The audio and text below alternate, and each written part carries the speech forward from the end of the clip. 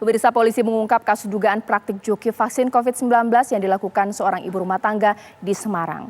Kasus ini terungkap dari kecurigaan petugas puskesmas terkait identitas yang dibawa pelaku. Aparat Polrestabes Semarang memeriksa keterangan 3 wanita atas dugaan melakukan praktik joki vaksinasi COVID-19. Peristiwa terjadi Senin lalu di puskesmas, tepatnya Puskesmas Manyaran, Kota Semarang. Menurut pelaku, praktik joki vaksinasi ini bermula ketika salah seorang pelaku CL tidak bisa datang dan kemudian mencari pengganti. Pelaku kemudian mengontak orang lain untuk disuntik vaksin dengan janji imbalan Rp500.000. Petugas puskesmas kemudian curiga saat pelaku datang membawa identitas orang lain selaku calon penerima vaksin. Petugas pun melapor ke Mapolsek Semarang Barat.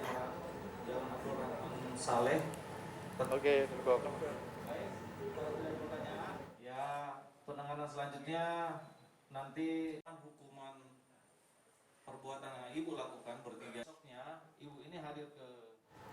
Ya, saya akan berbincang dengan AKBP Doni Lumbantoruan yang merupakan Kapolres Semarang, Kapolrestabes Semarang. Pak Doni, selamat malam.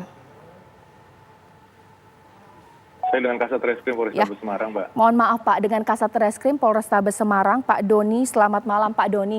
Ini bisa diceritakan Pak, berdasarkan keterangan dari pelaku, sebenarnya tidak ada motif ya Pak ya untuk menghindari tidak mau vaksin. Hanya karena salah satu pelaku tidak bisa divaksin, makanya disewalah orang lain, begitukah? Betul Mbak, jadi berdasarkan hasil pemeriksaan kami, pelaku inisial CL yang seharusnya pada tanggal 3 Januari tersebut karena sudah mendaftar melalui aplikasi Victory harusnya mendapat jadwal untuk divaksin, tetapi berhubung pada hari itu juga dia harus menghadiri, ada kerabatnya yang meninggal, oleh karenanya dia menceritakan keluhannya kepada tetangganya IO untuk minta tolong dicarikan orang sebagai pengganti. Kebetulan dari IO, temannya ini mendapatkan teman lagi bernama DS yang akhirnya mau menggantikan untuk dilakukan vaksin dengan iming-iming akan diberi uang Rp500.000. Ya, Pak, tapi yang yang mau divaksin atau yang dibayar untuk divaksin ini sebenarnya sudah pernah vaksin atau tidak, Pak? Kalau mungkin nggak pernah vaksin sebelumnya, bukannya tidak mengapa gitu, bagaimana Pak kajiannya? Jadi berdasarkan hasil keterangan terhadap saudara DS, yang bersangkutan sudah mendapatkan vaksin lengkap 2 kali. Ya, baik Pak. Sebenarnya pasal apa sih Pak yang dilanggar dalam hal ini? Untuk pasal yang dilanggar dalam hal ini yaitu pasal 14 ayat 1 Undang-Undang RI nomor 4 tahun 1954 tentang wabah penyakit menular. Junto pasal 53 ayat 1 KUHP. Tapi karena perbuatan ini belum terjadi karena ada berhasil dicegah oleh petugas puskesmas pada saat itu melalui screening data antara pasien dan antara yang akan divaksin dengan data yang dia bawa.